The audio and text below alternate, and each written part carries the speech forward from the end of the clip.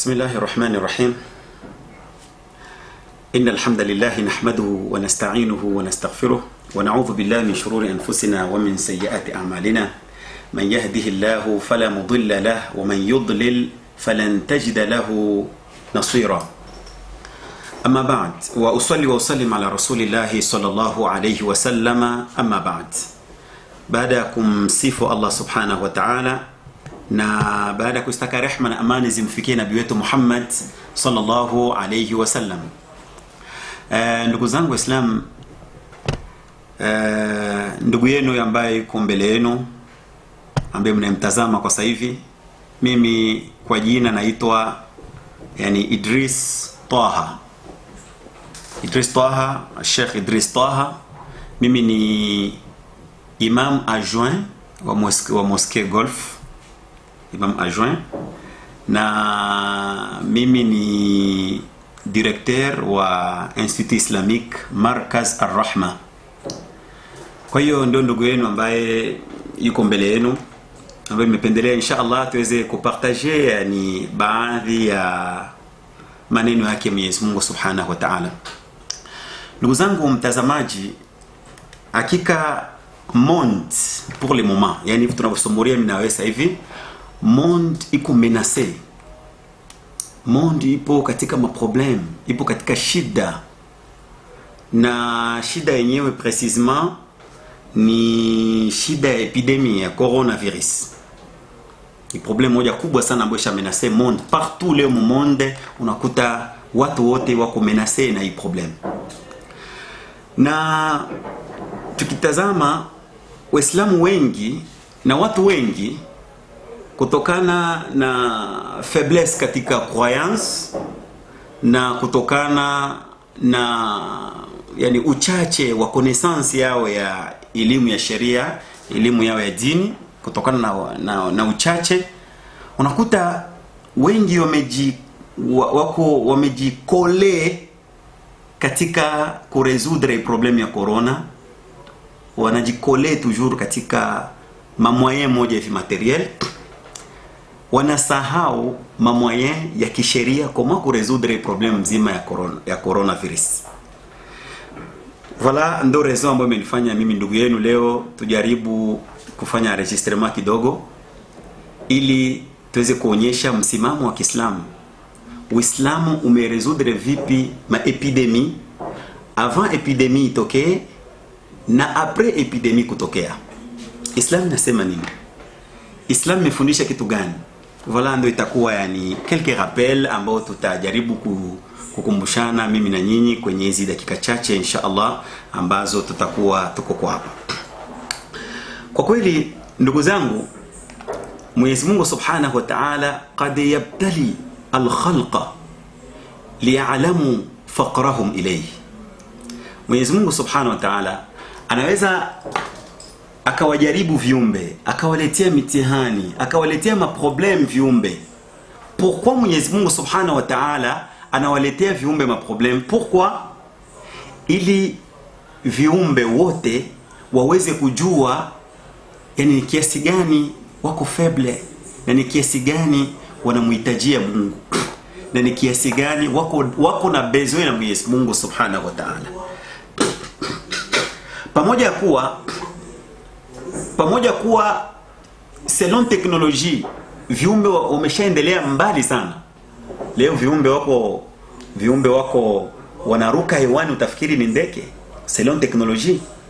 Na selon teknolojia viumbe leo wako na nage chini ya maji, utafikiri ni samaki. Teknolojia imeenda juu vibaya sana. Lakini pamoja na teknolojia yote, toujours watu tuko na besoin na Mwenyezi Mungu Subhanahu wa Ta'ala. Kwa hiyo Mungu huwa analeta mitihani kutujulisha sisi viumbe wake kwamba tuko toujours faible, tuko besoin na Allah Subhanahu wa Ta'ala. Hata kama selon teknolojia tutapanda je, na hata kama selon medicine pia, parce que leo medicine pia imeenda juu sana, watu wamejideveloper sana selon medicine. Lakini pamoja na development yote hiyo, toujours watu tuko na besoin na Mwenyezi Mungu. Voilà, tunaweza tukapata na magonjwa pamoja kwamba tumeendelea selon medicine, lakini solution toujours hatuipate. Kwa hiyo Mungu huwa analeta majaribio ili kuturapele kwamba toujours tuko faible, tuko na besoin na yeye Mwenyezi Mungu Subhanahu wa Ta'ala. Na hata kama selon economy, hata kama economy yetu tumetengeneza nzuri, inakuwa nzuri kiasi gani, lakini toujours tuko mafakiri, tuko maskini, tuko pauvre, tuko toujours tuko na besoin na Mwenyezi Mungu. Kwa hiyo peu importe vile tutakavyokuwa tumeendelea, lakini toujours tuko besoin na Mwenyezi Mungu Subhanahu wa Ta'ala. Kwa hiyo Mwenyezi Mungu Subhanahu wa Ta'ala huwa parfois anatuletea majaribio, anatuletea mitihani kuturapelea kwamba toujours tuko besoin na yeye Allah Subhanahu wa Ta'ala. Teknolojia yetu na maendeleo yetu ya tiba na medicine, maendeleo yetu katika medicine na maendeleo yetu katika ekonomi haito tuletea masolution katika maproblème ambayo tuko nayo, na le seul ambaye atakuwa capable kuweza kutuletea masolution katika maproblème ambayo tuko nayo, le seul ni Allah Subhanahu wa Ta'ala, ni Mwenyezi Mungu Subhanahu wa Ta'ala, ambaye anatuambia katika Qur'an, katika suratul An'am verset 17, Mwenyezi Mungu Subhanahu wa Ta'ala anatuambia, anasema wa in yamsaska Allahu bidurrin fala kashifa lahu illa hu wa in yamsaska bikhairin fahuwa ala kulli shay'in qadir. Mwenyezi Mungu Subhanahu wa Ta'ala anazungumza, anasema in yamsaska Allahu bidurrin, ikiwa kama Mungu atatuletea madhara, matatizo, maproblem, mamaladi, fala kashifa lahu illa hu, hakuna yule ambaye yuko capable kuweza kuondoa ile mamaladi na maproblem isipokuwa ni yeye Allah Subhanahu wa Ta'ala. Wa in yamsaska, na kama Mwenyezi Mungu Subhanahu wa Ta'ala, wa in yamsaska bi khairin, na kama akituletea khair, anatuletea yani receipt katika maisha, maendeleo katika maisha, sawa, hakuna ambaye anaweza kabloki ile maendeleo. Hakuna, kama Mungu ndo anadecide kuleta, hakuna ambaye anaweza kabloki. Pourquoi? Parce que fa huwa ala kulli shay'in qadir, parce que yeye Allah Subhanahu wa Ta'ala yeye ndio muweza wa kila kitu. Kwa hiyo unakuta kwamba maendeleo yetu ya teknolojia, ya medicine, ya ekonomi haitotuletea solution. Le seul ameweza kutuletea solution ni nani? Ni Allah Subhanahu wa Ta'ala. Tukiwa tunaumwa ni yeye ndiye atatuponyesha. Angalia vile Allah Subhanahu wa Ta'ala anazungumza katika sura Ash-Shu'ara verset 80. Mwenyezi Mungu Subhanahu wa Ta'ala anasema wa idha maridtu fahuwa yashfin, ninapokuwa niko mgonjwa, nani ambaye anakuniponyesha? Ni Allah Subhanahu wa Ta'ala. Le seul, mpaka nikiwa mgonjwa, ambaye atakayeniponyesha ni Mungu. Sio miti, sio mizimu, sio yani ni mambo yetu tunatumikisha, lakini ambaye anakuwa analeta solution katika magonjwa yetu ni peke yake Allah Subhanahu wa Ta'ala. Kwa hiyo ndugu zangu Waislamu, ile kuwa un peu introduction kutuonyesha kwamba hata kama tunaendelea vipi, lakini toujours Mwenyezi Mungu parfois anaweza katuletea majaribio kuturapelea kwamba tuko pauvre, tuko maskini, tuko faible, tunamhitajia toujours yeye kila kitu cha maisha yetu. Kwa hiyo ndugu zangu, bila kuchelewa tunakuja tena kwenye pointi nyingine, ni kwamba Uislamu imeresoudre na imetraite ma problème ya epidemie avant epidemie ifike. Islam imetupatia nini tufanye avant epidemie ifike, na hata kama mtu unakuwa victime, yani Mungu atuprotege oka unakuwa uko victime na magonjwa, Islam toujours haikukuacha, ilikwambia ufanye kitu gani oka ukiwa na wewe umeingia katika epidemie. Voilà, yani tubebe pia quelques minutes tena nyingine ili tuweze kuexpliquer Uislamu umesema nini avant mtu awe avant epidemie kitokea, Uislamu umetufundisha kitu gani? Avant mtu kuwe victime, Uislamu umekufundisha kitu gani? Jambo la kwanza ambalo Uislamu umetufundisha ni tutengeneze croyance yetu. Jambo la kwanza, na inabidi tujue ya kwamba Muislamu yoyote na mtu yoyote inabidi ujue ya kwamba khairi au shari ambayo inakufikia katika maisha yako inatokana kwa Mwenyezi Mungu. Mwenye kuleta uhai na yule mwenye kufisha watu ni Mwenyezi Mungu Subhanahu wa Ta'ala. Kwa hiyo premier chose ambayo Muislamu inabidi ujue kwamba ni kujua kwamba kila kinachotokea kinatoka ni kwa Mwenyezi Mungu, kizuri au kibaya.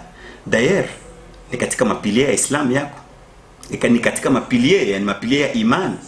Katika pilie yetu ya imani ni kwamba antu'mina billahi, kumwamini Mwenyezi Mungu, wa malaikatihi, kuamini malaika wake, yani wa kutubihi, kuamini kwamba Mwenyezi Mungu aliteremsha vitabu, wa rusulihi, kuamini kwamba Mwenyezi Mungu ametuma wa prophet kuja kugide watu, na vile vile wa bil yawmil akhir, kuamini kwamba kuna siku ya mwisho ambayo kila mmoja atalipwa. Kama umefanya mazuri utalipwa mazuri, na mabaya utalipwa mabaya. Na nguzo ya sita, wa antu'mina bil qadar, ni wewe uamini qadar, uamini destin, kwamba khairihi wa sharrihi min Allah ta'ala, kwamba vizuri na vibaya vyote vinatoka kwa nani? Vinatoka ni kwa Mwenyezi Mungu Subhanahu wa Ta'ala. Kwa hiyo ni yani, jambo la kwanza, panapotokea epidemi yoyote hiyo, croyance yako ujue ya kwamba khairi na shari, vizuri vibaya, uhai na uzima, vyote vinatoka ni kwa nani? Ni kwa Mwenyezi Mungu Subhanahu wa Ta'ala. Kwa hiyo pakitokea epidemi, wewe Muislam usiharibu imani yako. Usiharibu imani yako ukaanza kuelekea kwenye vitu ambavyo havifae. Kwa nini? Kwa sababu pametokea epidemi. Pakitokea epidemi, kwa Muislamu ametrete dossier ya epidemi, inabidi kwanza ujue kwamba kila kitu kinatoka ni kwake yeye Allah Subhanahu wa Ta'ala. Ndio point ya kwanza. Kila kitu kinatoka ni kwake Allah Subhanahu wa Ta'ala. Na yeye ndio mwenye kuwa na uwezo wa kuleta kitu. Inama amruhu idha arada shay'an an yaqula lahu kun fayakun, akitaka kitu anasema kuwa na kinakuwa. Na yeye peke yake ndio ana uwezo wa kuondoa kitu. Anaweza kaambia kitu zul fayazul, ondoka, na kitu kikaondoka. Hata pia ugonjwa yeye ndio ameuleta, na yeye ndio ana uwezo wa kuondoa. Angalia katika hadithi bwana Mtume Muhammad sallallahu alayhi wasallam, ni katika hadithi ambayo yani fi sahihain an Abi Huraira radiyallahu ta'ala anhu, Mtume anatuambia, anasema, ma anzala Allahu da'an illa anzala lahu dawa. Mwenyezi Mungu Subhanahu wa Ta'ala anakuwa hateremshi ugonjwa isipokuwa yeye mwenyewe Mwenyezi Mungu Subhanahu wa Ta'ala ndio huwa anauletea pia nini? Anauletea pia dawa. Kwa hiyo croyance yako wewe Muislamu inabidi ujue, ikitokea epidemi, kwamba yule mwenye kuleta ugonjwa ni Mwenyezi Mungu, na yeye mwenyewe Mwenyezi Mungu ndio huwa analeta dawa ya ule ugonjwa. Kuko wale ambao watakaojua, na kuko wale ambao Mwenyezi Mungu ataamua bakie vile vile bila kujua. Lakini l'essentiel ni kwamba jambo la kwanza, pakitokea epidemi, wewe Muislamu inabidi ujue ya kwamba croyance yako lazima ibakie vizuri. Ndio point ya kwanza. Na point ya pili, kama Islam imetraite dossier mzima epidemi, sio tu question ya kucroire kwamba kila kitu kinatoka kwa Mungu, no, mais il faut pia kutumikisha ma mesure préventive.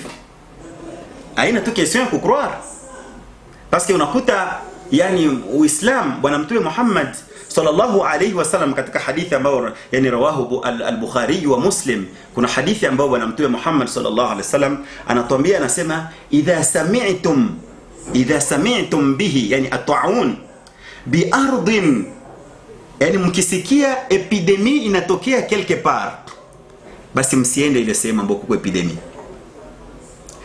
Na nyinyi ambao mpo hiyo sehemu ya epidemi, msitoke hiyo sehemu kukimbia sehemu ambayo hakuna epidemi. Hii ni hadithi ya bwana Mtume Muhammad sallallahu alayhi wasallam. Yani example leo hivi, yani tunasikia kwamba quelque part Kinshasa kuko deja epidemi. Enseignement ya Kiislamu inafundisha, inasema ya kwamba wale ambao wapo hiyo sehemu ambapo kuko epidemi, wale ambao hawapo hiyo sehemu ambapo kuko epidemi, wasielekee hiyo sehemu. Yani usijiexpose katika danger. Unasikia Kinshasa quelque part kuko epidemi, kaa nyumbani kwako. Hapana kujiexpose katika danger, parce que Uislamu unamkataza mtu asijiexpose katika danger.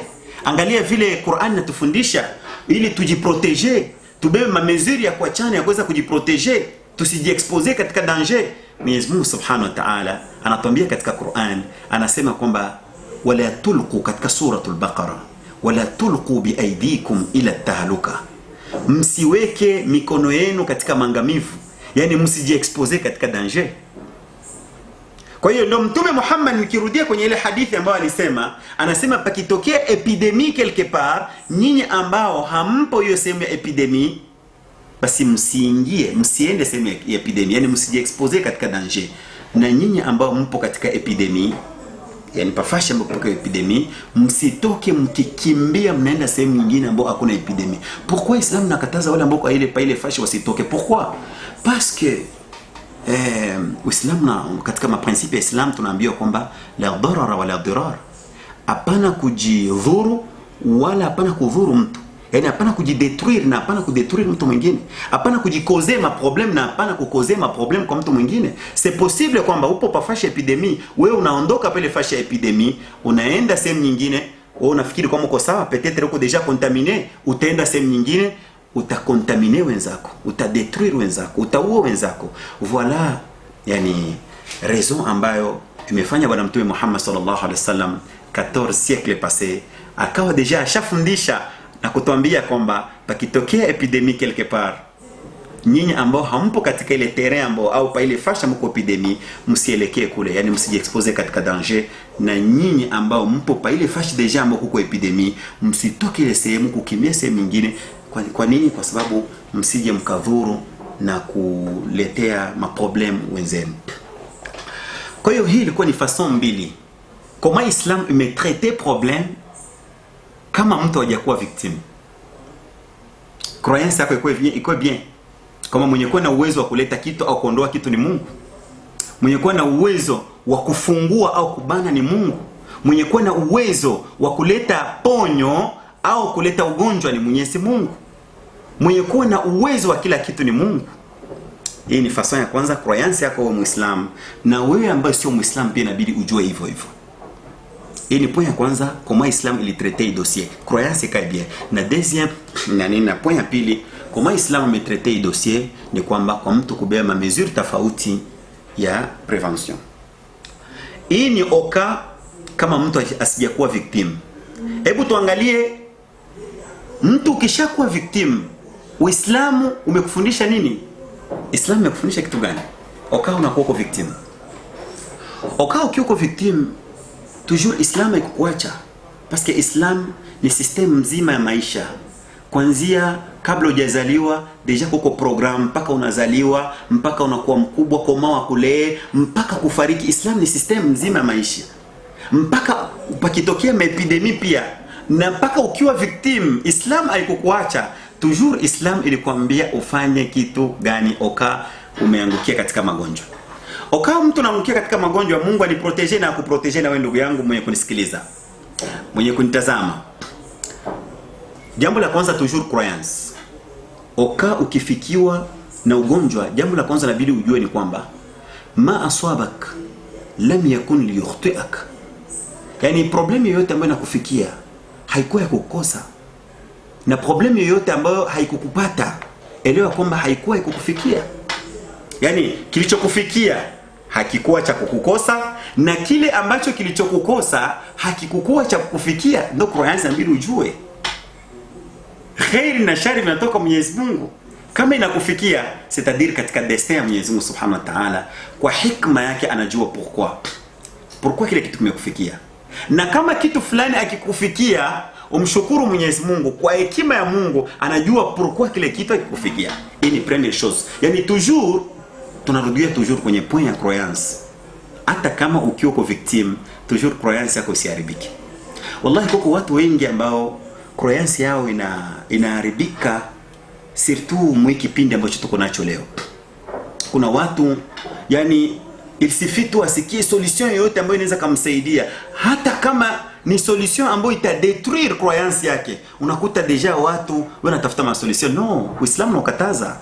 Ni kwamba yani usiharibu croyance yako kwa pri yoyote hiyo, hata kama wewe unakuwa kwa victim leo na kesho Mungu akuprotege.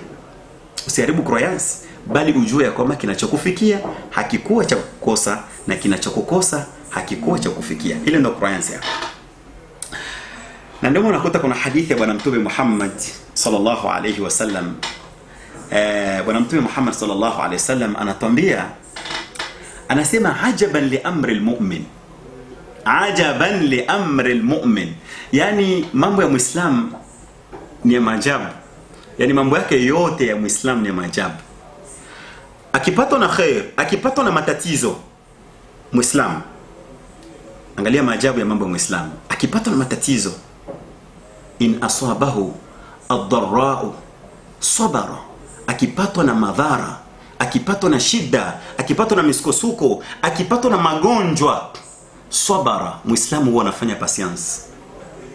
Na kule kufanya patience ni khairi kwake. Paske mtu unapofanya subira, inma yuwaffa as-sabiruna ajrahum bighairi hisab. Mwenyezi Mungu huwa anawalipa wale ambao wenye kufanya patience, Mwenyezi Mungu huwa anawalipa malipo bila hisab, bila kukonte. Na vile vile yani Muislam akipatwa na bonheur, réussite katika maisha, basi Muislamu huwa anashukuru, na kule kushukuru pia ni khairi kwake. Paske ukishukuru, la in shakartum la azidannakum, mkishukuru eleweni kwamba Mungu atakuzidishia tena bonheur, atakuzidishia tena mafanikio. Kwa hiyo mambo ya Muislamu yote ni toujours khair. Akipatwa na vizuri anashukuru, na akipatwa pia na vibaya anashukuru. Akipatwa na magonjwa anasubiri, na kule kusubiri kwake ni khair. Angalia example kama mtu unakuwa victim na hii epidemia, Mungu akuprotege, lakini okae ikifikia umshukuru Mwenyezi Mungu na usubiri. Paske Bwana Mtume Muhammad sallallahu alaihi wasallam anatuambia katika hadithi ya kwamba yoyote yule ambaye atakayefariki katika epidemia, basi yani anakuwa ni shahid, anakuwa ni martyr devant Mwenyezi Mungu subhanahu wa ta'ala. Yani unakuwa imagine Mungu anakupatia recompense kama vile wewe ni martyr, na daraja ya martyr devant Mungu ni daraja moja kubwa sana. Ni rehema ya Mungu anakupatia hiyo. C'est pour cela que fanya patience, hata kama uko victim, fanya patience, Mungu atakulipa malipo bila hisab, na même temps ujijue kwamba wewe umepata daraja kubwa sana ya martyr devant Mwenyezi Mungu. Kwa hiyo hii ni quelques enseignements oka mtu unakuwa uko victim na hii magonjwa ya epidemia. Lakini kitu kingine kimoja inabidi tujue ni kwamba sio kila temps epidemia, magonjwa ikikuja basi c'est-à-dire ni faveur na unatafuta kuwa martyr. Non. Parfois epidemia inapokuja ni punition ya Mungu. Parfois epidemia inapokuja inakuwa ni punition kutoka kwa Mungu, kutokana na mazambi ambayo inazidi. Parce que après tout, mwenye hii dunia ni Mungu. Mwenye kuwa na autorite katika hii dunia ni Mungu. Na Mungu ndio ameleta maamrisho yake watu waishi selon vile Mungu anavyotaka. Sasa watu wakikataa kuishi vile Mwenyezi Mungu anavyotaka, parfois Mungu huwa analeta message ambayo ndio ile punition. Na sio tu kwa sisi watu wa ita wa 21e siècle. Ma exemple kwa nyingi hata kwa watu ambao wametangulia. Ukiangalia watu Lot, Mungu alituma profeti wake na kuwakataza watu wasifanye relation mwanaume na mwanaume wasioane. Lakini watu walikuwa wasikie watu wa Lot. Mungu anatumia profeti, anawafundisha bwana sio hivi. Ukitafuta oa mwanamke mwenzako, msioane wanaume kwa wanaume. Watu walipokataa kusikia enseignement ya mwenye dunia, Mwenyezi Mungu alileta punition. Alidetruire watu wote wa Lot. Kwa hiyo parfois Mungu analeta mabalab bima problem fulani katika dunia comme punition, na sio kama ni faveur ile kwa martyr. Non, comme punition. Angalia watu wa Nuh ambaye wenzetu wanamuita Noe. Nuh alihubiri miaka mingi ya kuwahubiria watu, jamani mfuate mapenzi ya Mungu, jamani jiepusheni na vibaya, jamani watu walikataa kusikia. Fin yake ilikuwa ni nini? Mwisho ulikuwa ni nini? Mwisho Mungu alidetruire monde yote mzima, na akabakisha tu wale ambao walikubali kufuata mapenzi yake Mungu. Wale ambao walifuata mapenzi yake Mungu walikuwa sauve, na wale ambao walikataa kufuata mapenzi yake Mwenyezi Mungu waliangamia, walizama ndani ya maji.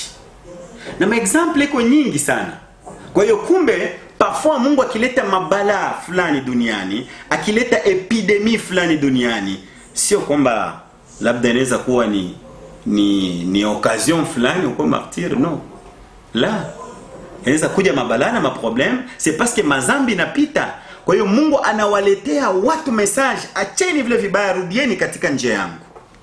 Kwa hiyo ndugu zangu Waislamu, na ndugu zangu wengineo ambao wenye kunifuata ambao sio Waislamu, ni kwamba kwenye problem kama hii ambayo ina menace monde, tujaribu kurudi kwa Mungu, tutubu, tufanye istighfar, astaghfirullah, astaghfirullah, astaghfirullah. Kumbuka vibaya fulani umefanya, astaghfirullah. Kumbuka swala ambayo swali, astaghfirullah. Kumbuka mafrapa ambao huko na frape wenzako, tubu kwa Mwenyezi Mungu. Kumbuka pesa za watu ambao unabeba za watu, zirudishe, parce que la yanzilu albala illa bidhamb. Mabala, maproblem, madifficulté inakuwa haiwashukie watu, inakuwa inawashukia c'est parce que kuko mazambi, na ile mabala haitaondolewa mpaka kama watu watatubu na kurudi kwake Allah subhanahu wa ta'ala. Kwa hiyo jambo lingine ni kwamba hii maproblem ambayo inafika katika ulimwengu leo, iwe ni lesson kwa sisi kuweza kurudi, iwe ni lesson kwa sisi kuweza kurudi. D'ailleurs maana nisiingie tena katika madetail nyingine ya mrefu ishana, isipokuwa almuhimu ni kwamba tujirudishe kwa Mwenyezi Mungu Subhanahu wa Ta'ala. Kwa hiyo nafanya rappel tena haraka ili watu wasipotee katika sujet yetu. Ni kwamba comment Islam imetraite hii dossier mzima ya epidemie, avant itokee na après kutokea. Avant itokee, croyance yako lazima ikae bien, the première chose, na vile kama hujakuwa victime, lazima kubeba mamezuri ya kujiproteger, ya kujiproteger. Entre autres, ndio hii ambayo leta yetu kunatufundisha ni kama watu, kama hauna na kitu cha kufanya muvili, kaa kunyumba, reste à la maison. Kama una kitu cha kufanya muvili, ni moja katika mafaso ya kujiproteger. Kwa hiyo avant dossier, avant mtu hujakuwa victime, Uislamu yetu nakufundisha kwamba croyance ikae bien, na deuxième point ni kwamba kubeba mamezir, yani mamezir preventive lazima Muislamu uzibebe. Entre autres, ndio ile tambo kunafanya kunatuambia kukaa kwa nyumba, unapotafuta kutuse lazima usituse tu hivi watu wote, unaweza kuwa peut-être uko deja contaminé ukadhuru wenzako, unatose pembeni na mengineo ambao tunaambiwa na madaktari lazima tuifuate ili tuweze kujiproteger katika matatizo katika pays yetu na katika nchi yetu. Kwa hiyo hii ilikuwa ni avant, yani mtu kuwa victime, na après ndio tumeelezea tena point nyingine ni kwamba inabidi, yani croyance yako ndio ilikuwa tena premier point, na deuxième point ilikuwa ni nini? Kumshukuru Mwenyezi Mungu kwamba Mwenyezi Mungu anakuweka katika okao ukiwa victim, ni kwamba na ukao ukifariki katika ile magonjwa, ni kwamba ni rehema yake Mwenyezi Mungu kwako na ni fadhila yake Mwenyezi Mungu kwako kwamba anakujalia wewe unakuwa katika martyr. Na troisième point ambayo tukaizungumza na point nyingine ya mwisho ikawa ni kwamba sio necessaire kwamba inapokuja ni kama unatafuta ni occasion kwa martyr, no, parfois inaweza kuwa ni adhabu. Kwa hiyo il faut turudi kwake Allah subhanahu wa ta'ala.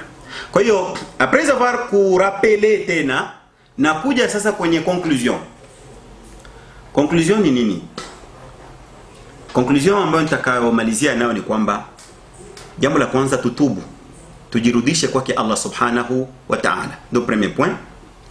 Na deuxième point, tusome sana dua.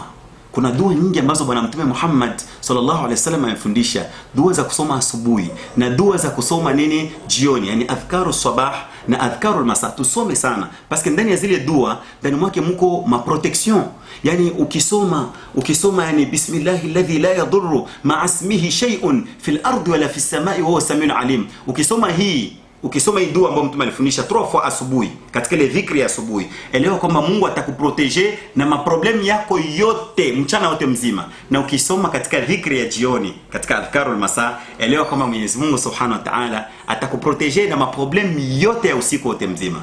Yani katika ile dhikri ya asubuhi ndani mwake Mungu kusoma kul Allahu ahad mara 3, kul a'udhu birabbil falaq mara 3, kul a'udhu birabbin nas kusoma mara 3. Ukisoma 3 fois, elewa kwamba hakuna hata kitu kimoja ambacho kitafanya kitakudhuru, hakuna hata problem moja ambayo itakufikia ule mchana wote mzima. Na ukisoma pia jioni, elewa kwamba utakuwa kuproteger usiku wote mzima. Kwa hiyo tujitahidi.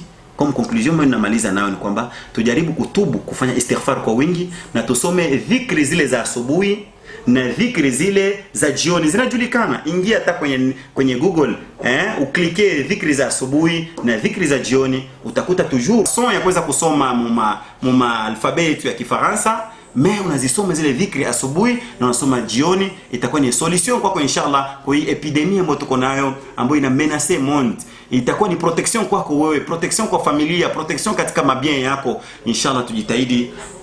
Hii ndio MP conclusion nitafuta ni conclure nayo, na vile vile tufuate enseignement yote ambayo tunapewa na leta katika kujiproteger. Tufuate za enseignement, tujitahidi kubakia kunyumba, tujitahidi vile vile kusikiliza vile wa daktari wanavyotuambia ili uweze kujiproteger, il faut ufanye hivi. Tufuate yale yote inshallah, tutakuwa tuko proteger na hii problem ya epidemia haitatawanyika fasi nyingi katika nchi yetu. Aqulu qawli hadha wa astaghfirullah al-azima li wa lakum, wassalamu alaykum wa rahmatullahi wa barakatuh.